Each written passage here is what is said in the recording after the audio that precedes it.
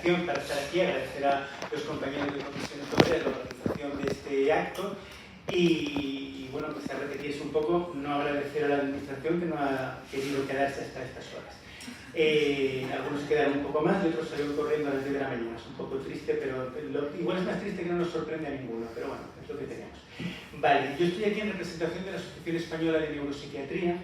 En esta mesa de sociedades ocupo ahora en la Junta el puesto de vicesecretario. Bueno, la AEN, yo creo que la conoce todo el mundo, a pesar de ese nombre anacrónico, cumplimos 100 años ahora en diciembre, es una de las asociaciones multiprofesionales más importantes de este país por número de socios.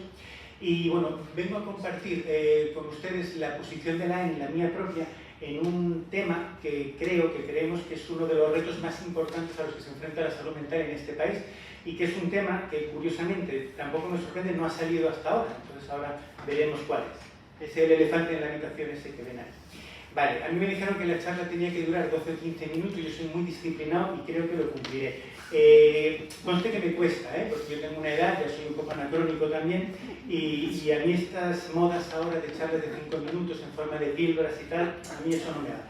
Yo vengo de una cultura de clases magistrales de hora o de media, preferentemente citando a Foucault, y en general sin diapositivas, porque yo creo que eso distrae a la gente. Pero bueno, amigos queridos me insisten, hoy hemos puesto una, que me ha hecho malla. Vale, yo creo que es imposible exponer ahora en serio un tema complejo en menos de 1 o 2 horas, pero este tema que voy a hablar creo que es bastante simple, creo que es muy simple y se va a poder transmitir. No voy a hablar, además ya se ha comentado, yo creo que se ha comentado y creo que lo entendemos, de la psiquiatrización y la psicologización, que es uno de los grandes problemas que tenemos en este momento, no solo en la atención a la salud mental, sino en nuestra sociedad. No voy a hablar de las endebles bases teóricas de nuestras profesiones, porque eso nos llevaría mucho más tiempo, ni todavía de la existente coerción y paternalismo en el funcionamiento de nuestros dispositivos, ni tampoco comentar, porque se ha comentado, y yo creo que era muy importante, situaciones incomprensibles como la falta de reconocimiento de la especialidad de enfermería de salud mental o el tema de la psicología sanitaria que también se ha comentado. Son todos temas muy importantes, pero yo desde luego hubiera necesitado más de 15 minutos para exponerlos. De lo que vamos a hablar es una cosa básica para la AEN, también para mí, es el elefante en la habitación al que aludo en la diapositiva y creo que es muy importante en un entorno con profesionales sanitarios, con sindicatos y sin administraciones públicas. ¿Qué le vamos a hacer? Es la relación entre la industria farmacéutica y el mundo profesional de la salud mental. Vale, yo no creo, a los que me conocen, dudo que les haya sorprendido el desenlace, pero bueno, vamos a ello. Yo, como decimos mucho, si no es por compararme, pero si llamas a los Rolly, pues esperas escuchar Satisfaction. Entonces, si me llaman a mí, supongo que es eso. Vale, la AEN, la Asociación Española de Neuropsiquiatría, es independiente desde 2016, hace 8 años, en todo punto de la industria farmacéutica, en el sentido de no aceptar pagos, donaciones o colaboraciones de ningún tipo. Hay alguna otra asociación con profesionales médicos que también lo es, pero son pocas, somos muy pocas. ¿Por qué se buscó esta independencia que no fue fácil? Bueno, en la idea básica de que aceptar este tipo de influencia, aceptar este tipo de prebendas, influye, bueno, digamos, la industria farmacéutica presta estas prebendas, hace esta influencia en busca de colocar sus productos en un mercado farmacéutico que es pagado con cargo al sistema público de salud, o sea, con todo nuestro dinero y con el de nuestros pacientes. Yo mismo, a nivel personal, hace más de 15 años que no acepto tampoco obsequios, cenas supuestamente formativas, viajes ni congresitos por ahí. Yo llevo trabajando 25 años, o sea que dense cuenta que durante 10 años sí lo acepté, lo cual, más allá de arrepentimientos que no vienen al caso, me da una visión del asunto que creo que es importante. Sé exactamente lo que son esas cosas, cómo funcionan y cómo se hacen. Y por eso en un momento dado pues decidimos que eso no se podía mantener. ¿Por qué? Porque evidentemente si uno se esfuerza en intentar ver las cosas con cierta objetividad, si uno da un paso a un lado y lo ve, claro que le influye, todo eso influye. El profesional que crea sinceramente, yo creo que la mayoría de los que aceptan este tipo de obsequios, libros, comidas, cenas, viajes formativos, la inmensa mayoría de los que lo aceptan están convencidos de que no les influye. Pero a mí lo que me interesa aquí es la opinión del visitador comercial, el alegre y simpático visitador comercial que ríe todos los chistes que se le hacen, por malos que sean. Ese está convencido de que sí que influye. Ese está haciendo su trabajo y normalmente lo hace bien y está convencido de que sí hay una influencia real. Bien, este tema, por un lado es tremendamente simple y por otro lado es tremendamente complejo. O sea, es simple porque es una dinámica empresarial obvia sobre todo para quien no tiene intereses en eso. ¿Vale? Este tema siempre lo entienden mejor los enfermeros y los psicólogos que los médicos, al casual. Yo estoy convencido que si los enfermeros o los psicólogos recibieran esas preventas dejarían de entenderlo también. A ver, las empresas farmacéuticas hacen una labor de lobby y buscan colocar sus productos y eso se hace a través de una... se puede dividir en distintos apartados, luego los comentaremos brevemente, pero influyen en el desarrollo teórico incluso de la psiquiatría, influyen en muchísima de la investigación científica que se hace y que nos llega a nosotros y influyen a través de una labor de marketing directo, no solo sobre el profesional, sino sobre las asociaciones profesionales, eso es muy importante, y sobre las asociaciones de pacientes, que también, o de familiares de pacientes, que también es bastante importante. ¿Cuál es la simpleza del asunto? Bueno, buscan obtener el mayor beneficio posible, es decir, esto no tiene misterio ninguno. La finalidad del sistema sanitario público es procurar el bienestar para las personas que atienden, entendido como curación, como recuperación, como queramos entenderlo. La finalidad de la industria farmacéutica es obtener el mayor beneficio económico para sus accionistas. Ahí hay un conflicto de interés irreductible, porque los fines son diferentes. Bien, yo aquí tenía todavía una vaga esperanza de poder mirar a algún representante de las administraciones, pero no podremos cambiar. Vale, ¿cómo se evita esto? A través de eso, a través de que las administraciones... Por eso también es lo simple del tema.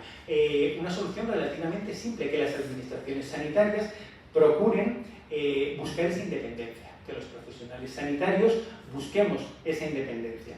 En un asunto que, como les digo, en parte es simple y en parte es complejo. ¿Por qué complejo? Porque son tal el grado de intensidad de los conflictos de interés que no se soluciona, ni yo creo que se vaya a solucionar, porque hay demasiado dinero y demasiados intereses por medio. ¿Eso que provoca? Que queda dejado de lado la ética de yo como profesional sanitario, como médico prescriptor, debería decidir el tratamiento del paciente en base a mi conocimiento científico, a mi experiencia clínica y a las preferencias del paciente, pero hay un cuarto factor del simpático visitador que me ha pagado la cena, que créanme, porque yo estuve ahí, influye. Queda dejado de lado una importante labor de ahorro posible.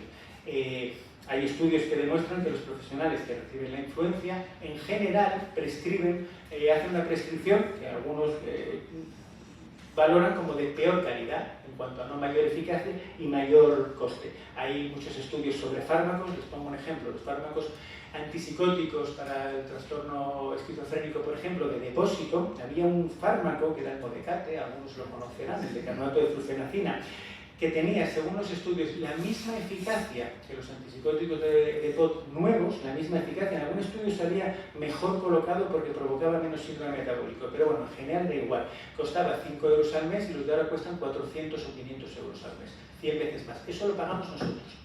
Luego queremos que nos contraten profesionales, pero es que el dinero se sale todo de la misma caja. Y luego hay quien dice incluso que esta cuestión de la legalidad. Hay una ley del medicamento que tiene un artículo en vigor que yo esto lo he comentado alguna vez, pero bueno, deben pensar, bueno, son cosas de José, no tiene mayor importancia, que prohíbe recibir cualquier tipo de obsequio por gente, agente, digamos, relacionada con la prescripción, pero bueno, eso en general no se cumple, no, en general, para nada. Vale. ¿En qué se nota la influencia de la industria? Se nota, como les digo, en el propio desarrollo teórico de la especialidad. Hay estudios que demuestran cómo los autores del DSM-4 y del DSM-5 reciben miles de dólares legales, entiéndame, esto no va en maletines, miles de dólares por consultoría, por charlas, por cosas de estas, de las empresas farmacéuticas que fabrican los fármacos que se indican para las categorías que ellos crean en ese manual diagnóstico presuntamente muy científico, pero que no tiene referencias bibliográficas al final, es el único libro científico o artículo que tiene esa característica. Se supone que tenemos que creer que todo eso no les influye, muy bien, para el que se lo crea. Toda la investigación, casi toda la investigación farmacológica, no solo en psiquiatría, está financiada ejecutada y a veces incluso redactada por la industria farmacéutica. Eso implica un montón de sesgos. El primero, hay un sesgo de selección obvio. Si yo como laboratorio hago 10 estudios sobre un fármaco, en 8 sale que mi fármaco es una mierda y en 2 sale que es bueno, esos 8 yo los voy a guardar en un cajón. Es verdad que tengo que comunicar los datos brutos del estudio a la Agencia Europea del Medicamento, pero no pasa nada, ellos lo van a guardar en un cajón. Salvo que aparezca un día un investigador y los pide, podrá sacar un estudio que compara todo eso, pero eso es muy complejo. Y al médico prescriptor llegan los 2 estudios en que dice que el fármaco es bueno. Si sabéis un poco de estadística, sabéis que según la P, como es una cuestión probabilística, si haces el suficiente número de estudios te acaban saliendo 2 positivos, solo es una cuestión de dinero y por ahí no hay problema. Entonces, no tiene ningún sentido que como profesionales sanitarios recibamos a ese visitador cuando lo que trae no es ciencia, sino propaganda. Decimos, no, yo lo recibo pero no me influye. No funciona así. Él cree que sí y él sabe de lo que está hablando porque está haciendo su trabajo y además ellos lo hacen bien. Más sesgos. Hay sesgos en las conclusiones. Hay estudios súper curiosos. Había uno, no quiero pasarme tiempo, había uno sobre neurolépticos viejos, baratos y nuevos, caros, que veías los datos del estudio y veías que el antipsicótico nuevo del laboratorio que había pagado el estudio salía el peor resultado. Y en las conclusiones ponían los autores: es de esperar que con el paso del tiempo, cuando se sepa usar mejor, mejorarán estos resultados. Os lo juro por los dioses que ponía eso. Yo lo leo en un estudio, no en la revista de la AIM que publico yo, que eso es un desastre, rollo de impacto, de algún journal de tal. Claro, yo me preguntaba, ¿y por qué despegar eso? ¿Por qué no tiene que seguir igual? ¿O por qué no me han pegado? ¿O qué sé yo? Bueno, eso salía ahí. Análisis por variables secundarias, porque la principal no da resultado. Análisis en los fármacos con estudios a 8 a 12 semanas para fármacos que luego vamos a dar a nuestros pacientes durante años y con una negligencia en cuanto al estudio de los efectos secundarios, evidentemente. En algunos estudios incluso rozando lo criminal, bueno, luego hay un montón de sentencias. Como pacientes suicidados en algún estudio eran sacados del estudio como abandonos y luego esos fármacos los prescribimos nosotros en base a toda esa información sesgada. Aquí lo que hay es una dejadez de funciones terrible de la administración sanitaria que debería tomar el control de esa investigación. Esto es muy caro, todo es muy caro, el gasto militar es carísimo, es lo más caro que hay y ese nunca nos preguntamos si es sostenible o no es sostenible. Esto es una cuestión, no quiero sonar melodramático, pero de vida o muerte sobre los fármacos que damos y la información que tenemos sobre ellos. Se dice a veces también que, claro, que como la industria, que como la administración, perdón, no nos paga la formación a los médicos, claro, que tenemos que aceptar que nos lo pague la industria. Este argumento siempre me ha hecho gracia porque me pregunto, ¿y quién paga la formación? ¿A los enfermeros, o a los carpinteros, o a los abogados? Yo creo que se la pagan ellos, supongo. Y además, como estamos en 2024, en un mundo donde hasta los empastes tienen conexión a Internet, que yo como médico y como psiquiatra, con lo que nos gusta decir a los médicos, seamos realistas, no hay muchos aquí, todo lo que hemos estudiado para llegar donde estamos, y es verdad que yo pase 15 o 20 minutos de mi trabajo escuchando a un diplomado en turismo que se hizo visitador, que me explique a mí cómo funcionan los fármacos para los trastornos que yo trato, a mí me parece casi insultante, pero bueno, serán cosas mías. Vale, y el tercer lugar, bueno, ya lo hemos dicho, la influencia directa sobre profesionales o asociaciones. Aquí se habla mucho de la transparencia, aprovechando la hora que ya estamos pocos, os diría que la transparencia es una mierda. La transparencia es reconocer el pecado sin propósito de enmienda. Si tenéis formación judeocristiana, que alguno la tendréis, sabéis que para confesarse hay que confesar el pecado y tener el propósito de no volver a pecar, si no, no vale. Entonces, decir, no, yo he recibido tanto, como lo he dicho, soy transparente. ¿Os imagináis un juez que vosotros demandáis, yo qué sé, a una empresa por cualquier cosa y el juez es transparente y dice, mira, que sepas que he cobrado 20.000 euros de esta empresa a la que tú estás demandando, pero tranquilo, que eso a mí no me influye porque yo ya te lo he dicho? Vale, sería muy tranquilizador. Pues esto es exactamente lo mismo. Vale, otro ejemplo. La influencia de la industria en la financiación de nuevos fármacos. ¿Cómo voy a decir? Voy sobrado. Vale, a ver, un ejemplo muy reciente que a mí me gusta además. Vamos a hablar de las ketaminas. Te va a faltar tiempo. Ahora sí. A ver, sí, me va a faltar. Las ketaminas, supongo que la conocéis, es un nuevo antidepresivo. Si no lo conocéis es que habéis estado en coma los 2 últimos años. A ver, las ketaminas es un nuevo fármaco que en psiquiatría da un cierto antes y después. No por su eficacia, que es pobrísima, no por su cuestión química, que es más, sino por el precio. ¿Vale? Se suponía que el primer fármaco de precio elevado fue la fluoxetina, que el primer antipsicótico de precio elevado fue la risperidona. Eso eran tonterías comparado con lo que cuesta la esquetamina. Voy a empezar a contarlo por el final. La esquetamina, el precio que ha aceptado financiado el Ministerio de Sanidad, el Sistema Público de Salud, y han hecho una rebaja, encima habrá que agradecérselo, cuesta por paciente y año, dosis máximas, 18.000 euros. Eso significa que con 3 pacientes que les demos un año esquetamina, pagamos el sueldo entero de un psiquiatra o de un psicólogo clínico. Los enfermeros especialistas encima cobran menos, ahí podríamos pagar más. Vale. Como sabéis, y si no os lo cuento yo, en este país está prohibida la promoción directa de medicamentos. Los laboratorios no pueden hacer anuncios de medicamentos directamente. Entonces, lo que se hace, y esto es algo muy desarrollado a raíz de hace 20 años, de la explosión de la fobia social y todo eso, lo que se hace de denunciar el medicamento es anunciar el trastorno. Entonces, si habéis visto la prensa los últimos 2 o 3 años, empiezan a salir un montón de artículos.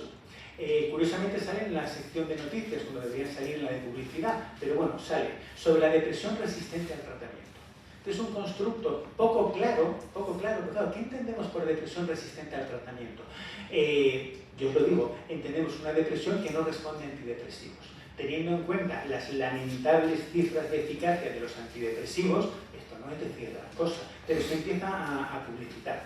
No lo publicitan psiquiatras del montón, como yo, sino gente con sus cátedras y sus rodios y tal, que publican en revistas muy importantes y que si veis sus conflictos de interés, que ahí salen en la transparencia de la revista, si los empiezan a leer no les da con los 15 minutos de esta charla. Bueno, pues esa gente empieza a hablar de la depresión resistente al tratamiento. Se enlaza esto también con cada vez más artículos sobre el suicidio, en base a una preocupación que lógicamente todos tenemos y después de la pandemia más. Y luego van pasando unos meses y se empieza a hablar de un nuevo fármaco novedoso que actúa en 24 horas, que tiene un efecto inmediato contra el suicidio y es la famosa esquetamina.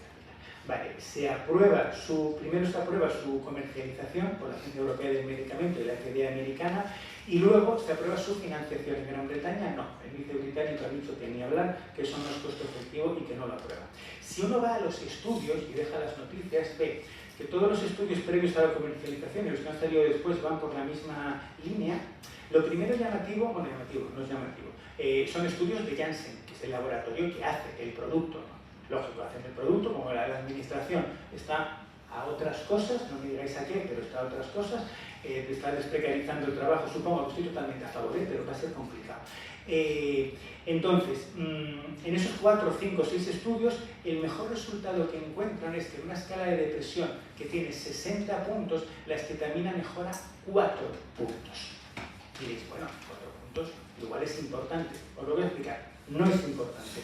Hay estudios previos de otros autores que analizan esas escalas y dicen que para que un cambio en la escala se detecte clínicamente, o sea, que tú delante del paciente digas, parece que está un poquito mejor, para que el clínico detecte eso, hacen falta como mínimo 7 puntos en la escala. Entonces, 4 puntos estadísticamente tendrá un significado, pero clínicamente no tiene significado. E incluso si lo tuviera, estaréis de acuerdo conmigo en que es mínimo. Eso nos cuesta 18.000 euros por paciente y año y lo pagamos todos tan contentos. Bien, aparte de las cuestiones de seguridad, un fármaco que hay datos de seguridad, bueno, es esquetamina. Eso es, tiene el mismo efecto que la ketamina.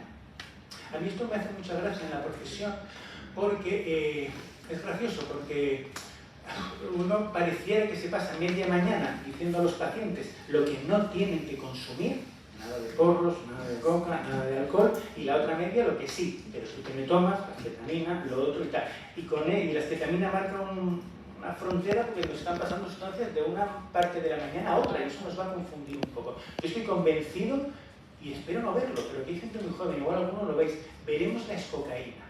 Estoy convencido que veremos la escocaína. La cocaína como tal es feo comercializarla, pero siempre hay un átomo que se puede cambiar. Y eso estoy seguro que en alguna escala bien apañada te dará que en las siguientes 6 horas el paciente se encuentra mejor. igual que si hubiera habido un estudio, no lo hizo porque, claro, eso no se puede patentar. Si se hubiera podido patentar el alcohol etílico o el clonaleuca, sí está patentado, pero si se hubiera patentado de nuevo y se hubiera usado en pacientes tímidos, o sea, mal diagnosticados de fobia social, hubiera habido unas cifras cojonudas de eficacia. Entonces la gente hubiera disminuido su fobia social con el ron, lo hubieran tomado, habría algún paciente luego que hubiera decidido dejar de tomarlo después de mucho tiempo. Ese hubiera empezado con temblor y con ansiedad y entonces nosotros hubiéramos dicho, es que necesita volver a tomarlo porque su trastorno de base ha reaparecido, y así hubiera servido. Parece gracioso, pero es la visión que tenemos del funcionamiento en ocasiones de nuestros fármacos. Bueno, aquí lo que hay es un coste de oportunidad. Como no están las administraciones, se lo cuento a los sindicatos que se ven más con las administraciones. De verdad, el mejor uso que vamos a dar a esos 18.000 euros es este, de verdad, con la falta tremenda que tenemos de pisos supervisados, de personal de enfermería, de personal de psiquiatría, de personal de psicología clínica, o unos sueldos que tenemos, que da vergüenza quejarse porque en este país la gente cobra mucho peor, pero con unos sueldos que hacen que los profesionales no vengan y se vayan. ¿De verdad esa es que también la prioridad? Pues os lo digo en breve, sí que lo es. Vale, entonces, resumiendo, por un lado el tema es muy simple. ¿Cuál es la solución? La solución es sencilla, desde mi punto de vista. Primero, creación de una farmacéutica pública. ¿Vale? Suena muy raro, pero solo hay que ponerse a ello. Me gustaría oír eso al Ministerio. También me gusta desprecarizar el trabajo y me encantaría denunciar al planeta. Pero eso sí está en sus manos. Una farmacéutica pública que, por ejemplo, pudiera sintetizar Modecate y pudiéramos poner eso a nuestros pacientes a un precio irrisorio.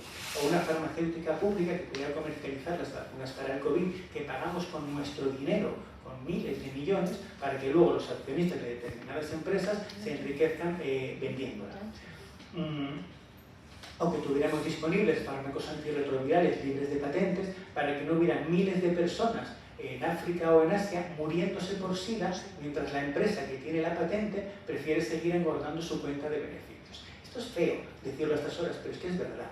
Entonces, a mí personalmente, y esto bueno, es mi decisión, me daría un poco de vergüenza que me aceptara comer gente que trabaja para una empresa que hace semejante cosa, y semejante cosa se hace. Más allá de la farmacéutica pública, lo otro lo que comentamos, que la administración asuma la investigación y que estudie bien la financiación de los fármacos. Por supuesto que el sistema público tiene que financiar todos los fármacos necesarios, pero si el fármaco A tiene la misma eficacia que el B cuesta 100 veces más y es más inseguro porque es más nuevo, no tiene sentido financiarlo. Y que cada profesional en su parcela decida si va a dedicar parte de su tiempo a recibir a estas personas o no. También hubo quien nos dijo hace años que, claro, que los visitadores no tienen la culpa, que los pobres tienen que ganarse la vida. Vale, el camello de la esquina también, y yo no voy a comprarle mercancía porque se tenga que ganar la vida, eso ya no es mi problema. ¿Qué es lo complejo del asunto entonces? Lo complejo es que esto se quiera solucionar, que no se quiere. Entonces, nada, en fin, este es el elefante en la habitación de la psiquiatría y la salud mental desde nuestro punto de vista. Podemos ignorarlo, podemos no hablar de él, pero cuanto más tiempo lo hagamos, más cosas romperá y más deteriorará nuestro ya muy dañado Sistema Nacional Público de Salud.